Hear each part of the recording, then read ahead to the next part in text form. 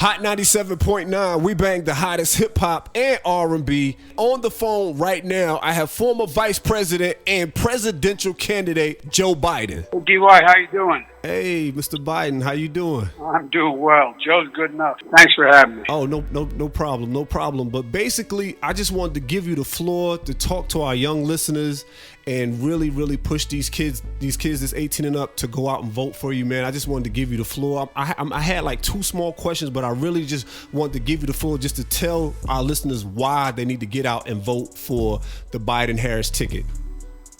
Well, number one, I don't know if they know, a good friend of mine and the guy you knew well, and that was John Lewis. John Lewis? John was the guy who got beat with clubs when he went across the bridge in Selma.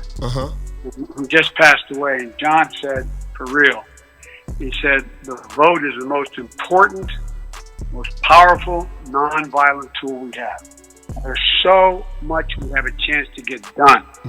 I've been involved in the periphery of the civil rights movement or directly since the time I was in school.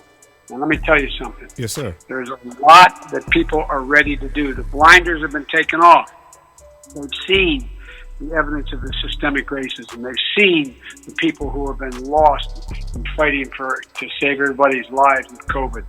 They've been African Americans. They've been Hispanics. People busting their rear ends on the front line and getting hurt.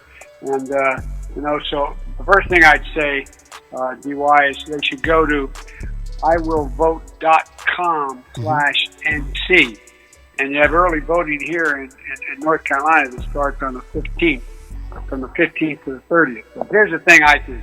Yes, sir. Number one, it's time we began not only to deal with police reform, but to build economic opportunity, build some wealth in the black community. What's happened is I got involved in politics to try to stop redlining way back when I was a 27-year-old kid, where they wouldn't allow blacks to buy or live in certain parts of a community. And here's the deal.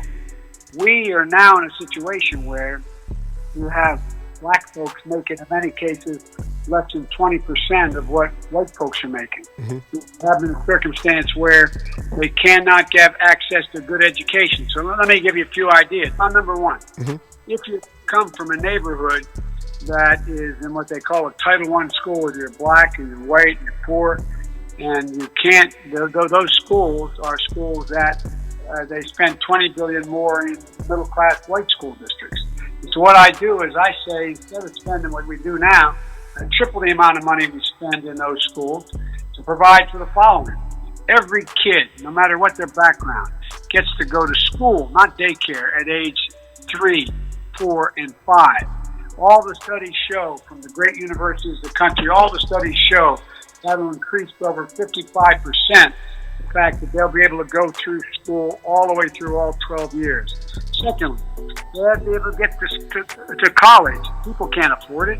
And so what happens is any kid who can get through school and qualify for community college gets to go free, no cost. I can do that for $6 billion. We're going to eliminate some of those crazy tax cuts for the super wealthy and be able to pay for them.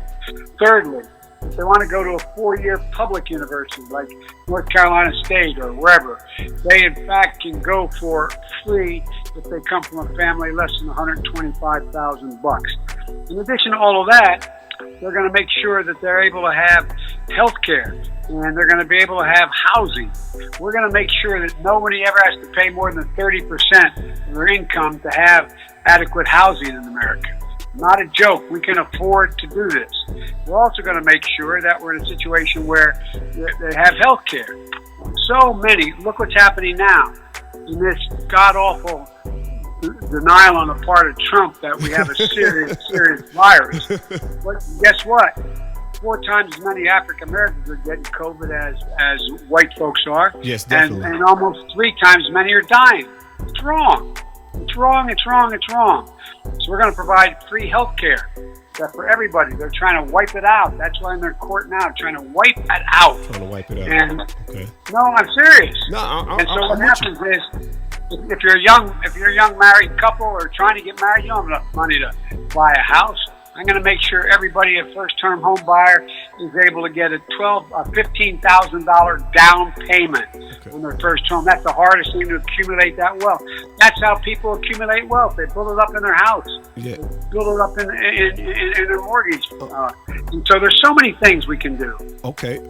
Mr. Vice President, I just want to ask you one thing, because I know we got 5 minutes. I just wanted to ask you, because I've been listening to some of the ads that y'all been running on radio, and I wanted to just quickly ask you, like, you and Kamala Harris, y'all playing for the police reform, you know, the kind of racism. Absolutely. You know, look, we need police reform. All this stuff about it's all the fault of the African American community. Not true. Here's the deal. We're at a real inflection point here.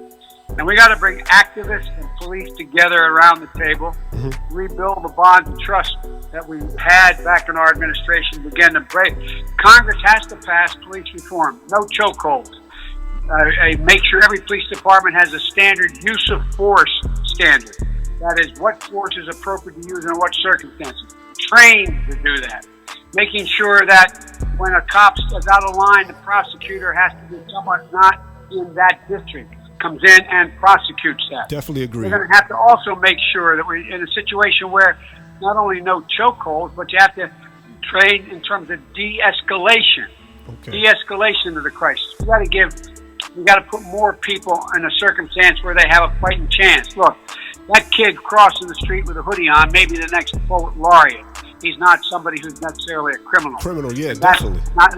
Not even close. So that's why cops we have to increase community policing, get cops out of their cars, get them to know the neighborhood, know the people in the neighborhood.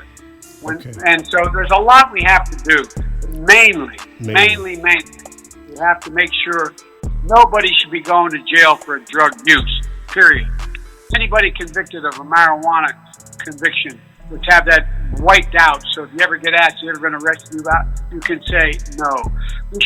We have drug courts, not prisons. We shouldn't be building more prisons. We should be drug court. So you have rehabilitation, mandatory rehabilitation for drug problems. Every family's gone through it. There's a lot we can do. We really can do this. Oh, definitely. I'm definitely rooting for you. Like, definitely. That's why I open up the floor. Like, just, hey, convince these young people why they need to get out and vote for the Biden-Harris ticket. You know. By the way, guess what? What's that? If young African Americans got out and voted in the same percentage that the rest of the population voted, they own the election. Not a joke. They own it. What would have happened if the people 18 to 25 had voted same percentage as the rest of the population did? It would have been 5.1 million more votes last time out. You can own it. Take it. Well, insist on what you want. Well, we definitely gonna do our part to make sure. We definitely. I know you are. Yeah. You are. I know you are. Definitely. I thank you for coming on the show, Mr. Vice President. Maybe next time I'm back, I can actually come in the studio. Hey, you all welcome. Just hit my line anytime. All right. I'd like to meet you. Thanks, man. Bye-bye.